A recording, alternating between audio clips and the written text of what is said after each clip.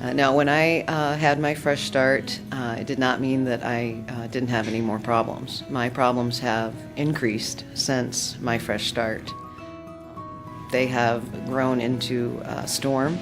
The storm is blowing and brewing, and it is getting worse, circumstantially speaking. And yet, in the midst of all of the yuck that is going on in my life, there is an inner peace that I never would have ever dreamed could be there. Doesn't mean I don't fall apart, doesn't mean I don't cry out to the Lord, but there's a peace in there because I know He cares and He loves me and He's listening and He is in control of this storm. He is bigger than this storm. In the middle of unmet circumstances, the difference that it has made in my life, having Jesus be the goal, is I'm very excited to do what it is that He has planned for me to do here on this earth, not what I had in mind. It was once said to me, if you ever want to see God laugh, make a plan. And that is so true. So I've had to let go of control. I've had to let go of my dreams. I've had to let go of all of those things, which was a really hard process and struggle for me.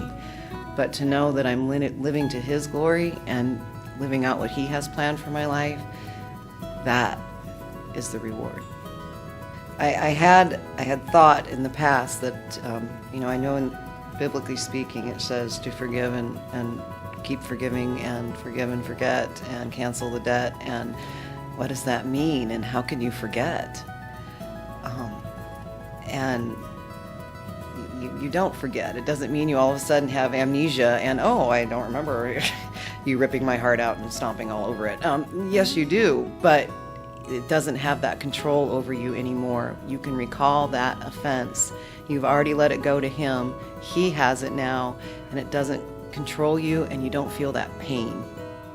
Epiphanies for me through the Fresh Start process have been amazing. I have experienced so many revelations and small epiphanies, big epiphanies through this whole process. And one of them was, I was initially, when I was coming to grow in the Lord and know Him more, I was going to Him for what He could do for me instead of who He is. That was a huge one for me. And another one would be that I was outcome-based living. I was searching for the right end. I mean, if I did performance-based living, I did all of that. And all through this process, more and more keeps coming out to me as to what I have done and how it's not been in obedience and measuring up and making Him the goal. I made my marriage being saved the goal. I made my children not having the legacy of divorce the goal. And it was all okay because isn't that His design anyway? So I felt that was the right attitude to have. And as I got further and further into the process, the Lord said, no, I'm the goal. I'm the goal, regardless of what happens.